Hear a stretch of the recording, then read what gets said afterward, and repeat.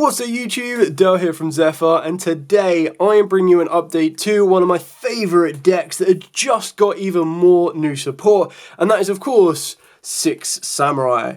Now, as a disclaimer, the deck hasn't changed a huge amount because it hasn't needed to. Even when we do get the brand new Synchro in Alliance Insight, it just adds a little bit of extra options in your extra deck than anything else. But I thought I'd bring you this update just to obviously show off the mat as well, because it fits the theme very, very nicely and show you a couple of different options you might want to change depending on the format and the environment you are going to, considering the big change is Ryzeals and Malice are now running around.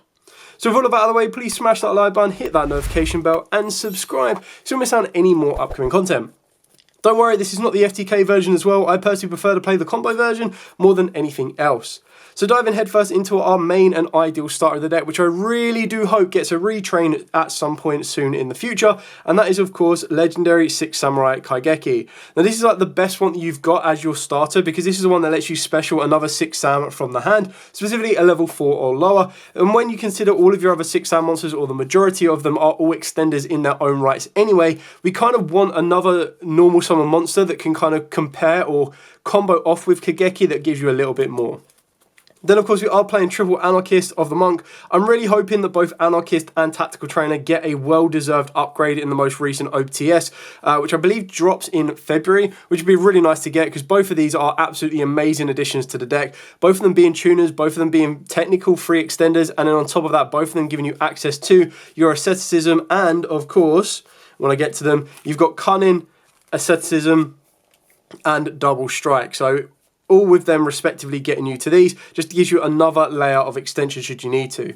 If anything, the only card that I would swap out would be asceticism for a second Cunning, but that really is entirely up to you and your personal preference. Then of course we do play triple Kizan, like absolute mandatory to play this at 3 in my opinion. It's so good. It's technically just a free extender once you get a 6 Samurai monster, and this is the one you're going to want to be looping around with of course the Grandmaster, because you're constantly going to be able to keep summoning them, whereas with the Tactical Trainer and the Anarchist, both of them are hard once per turns, so after you special summon them once using their own effect, you can't do them again, whereas Kizan and the Grandmaster just keep going and going and going. Then of course we do play the 1 Hatsume, the 1 Kizaru, and the 1 Fuma. I do feel bad for Fuma. It is the only one that kind of got left out of the quarter century upgrades, but maybe this will be in Rarity Collection 4. We never know. Just to kind of finish this set off would be really, really nice. You could play a second Kizaru. Honestly, I personally am not the biggest fan of this one, because the one that you get the most advantage out of the back of this card is if you summon it down with Kizaru, with Kaigeki, and I'm not going to play 3 Kizaru just to have that option that I open them up. Obviously, there are ways that you search it out, there are ways that you can special summon it, because there are ways off the back of stuff like Skuldress Saruja to trigger it, but then you need to adapt depending on what attribute you haven't already got on the board, and by the time you get to something where the Kizaru search is going to be relevant for you, you would have already used Anarchist, you would have already used Tactical Master, and then Grandmaster is an earth that can't be searched off of the back of this, and neither can Kizan, so you're not really able to go much further. So it's definitely a flexible one in my opinion, and 1 is more than enough. Then for the last 6 Sam monster before we move on to the Shogun is the 1 Yaza. Now I actually still quite like to play this, and the reason you do this is you go Cunning or Asceticism off of the back of your Great Shogun Link 2, which will get you into this, which leads you into a Nat Beast play. If you're not playing Nat Beast, you cut out completely. Some people choose to play the Spirit of the 6 Samurai. The only reason I'm playing the Yaza is it's just because it matches the attack stats of the Battle Shogun. As long as there are no Bushido counters on the board, this doesn't adapt its attack stats, and then you just get the Yaza out of the board, summon down at the Tactical Trainer, and then you go straight into Nat Beast. And Nat Beast can be an incredibly powerful lockout card for most decks right now when you're looking at some of the spells that they're trying to play. The last monster that we play that is not a hand trait is of course the Great Shogun Shien. A lot easier, searchable, but thanks to the brand new Synchro level 6, and then being able to get it and then add it to the board just means it's a little bit more tricky for your opponent to try and break. Not to mention it's a very nice little mini boss monster as well at 2500. Then of course we've got 3 Smoke Signal, which basically equates to triple Kaigekis, or 3 more Kaigekis. You've got 6 of those. I'm also going to show you the reinforcement of the army as well, because Kaigeki is your ideal go-to, and if you've already got the Kaigeki, you can reinforcement in the army into the Kizaru, and that's when you'll get a bit of advantage off of it, because you go Kaigeki, Kizaru, and then search you out your Anarchist, and that's where you're going to be able to push a bit further forward. Then of course for the actual 6 Samurai spells themselves, of course you've got the 1 Gateway. I've got Double Dojo. I'm not 100% set on 2. I keep bouncing back between 2 and 3. It's just kind of figuring it out. Like, it's great to have because then you need a card that can contain Bushido counters, but because of the easier access to more monsters in our extra deck, you don't need to rely on it as heavily. Like, there are ways to combo round and you go loop and loop and loop and go through 2 Battle Shoguns with just Gateway of the 6, so it is a different option you can play around with, but it's also a nice card to have, especially with 6 Samurai United that we're also going to be playing 2 of. It's another nice option to have, that when you can start building Bushido counters before you even get into your Grand, your Battle Shogun, it means that once you do get to Gateway, you've got something that already has counters on it that you can take them off and then extend plays further forward that way. For the hand traps, I'm playing triple Ash Blossom and triple Infinite Impermanence, and then I've got some like Board Breaker S cards and cards that can go first or second. So I've got triple Dark Ruler no Morph, technically triple Dark Ruler no more. Obviously the Morph is the famous reprint that we got in the Megatins of 2021, I believe it was, 2022, where they're basically there, it says Dark Ruler no Morph, so it's an F instead of an E. But you play 3 of this because this deck's actually really good at breaking boards and bouncing boards, especially with the extra deck option of your Anishi, which I still think is a really kind of cool card to utilize in the deck. And it's just, it doesn't have the resources to be sending with Forbidden Droplet, which is why I'm choosing not to play Forbidden Droplet. Dark Ruler no more, you turn off their entire board and then build off from that. Obviously, if the environment you're taking it to doesn't really care about Dark Ruler no more, so when you're looking at Malice and you're like, well, an Imperm does the job just as well, you take these out, you can put in any other hand traps you want. You can play Fluoroses if you've got access to them, you can play Perulias if you want to, Drolls in the main deck, Crossout Designators if you want to. Honestly, I felt that I didn't need to play Crossout Designators in this version because most of the hand traps that instantly dead stop this deck, which is mainly Draw and Lockbird, is going to be in the side deck if anything else, and that's when you can either side it in or focus on Call by the Grave or try and play around it a bit more.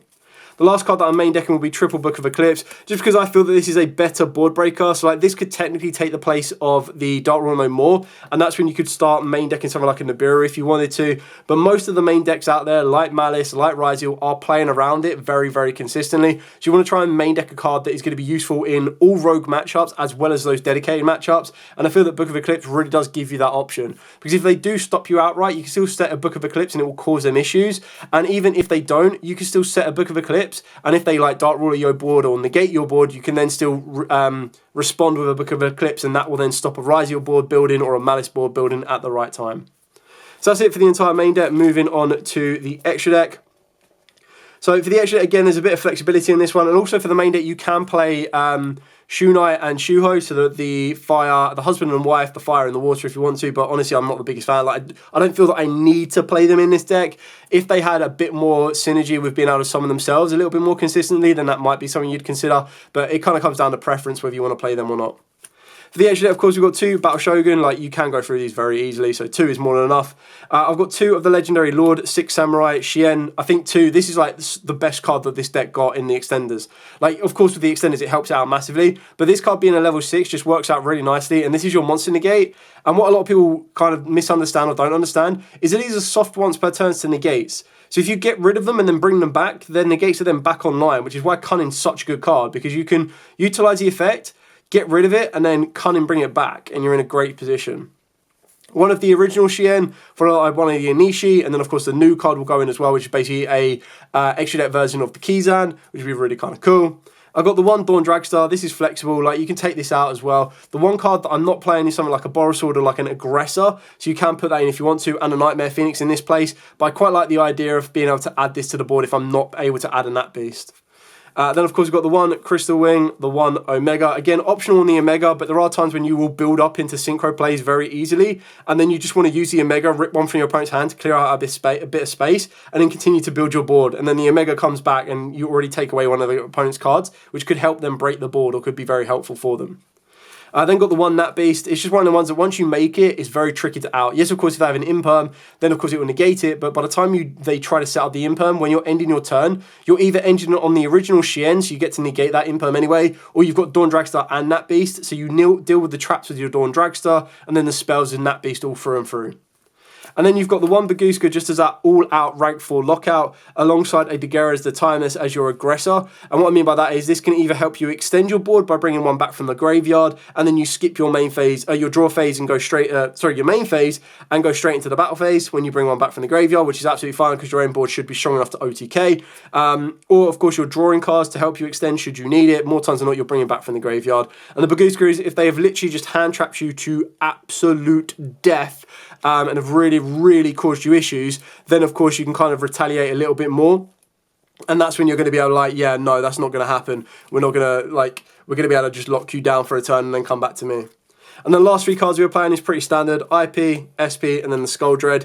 The Skull Dread is completely optional. That's where your aggressor in something like Boral Sword comes into play, where you can consider it if you want to. But what I quite like about Skull Dread is you can work your way into it, and then it helps you extend and bring out the card from the hand. And that's where your Kizaru can come into play, your Hatsume can come into play, because they will then extend rightfully so on their own to help you build your board back up to add more to it.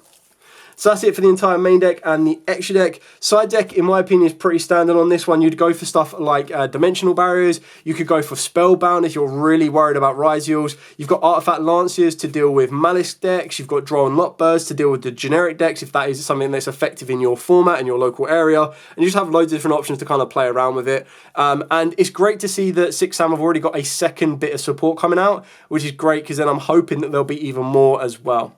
Hopefully this has been a nice little update for you. Like I said, not a huge amount of change, you just adapt it to the environment. And I just wanted to show you what a 6 Samurai deck looks like in 2025 right now.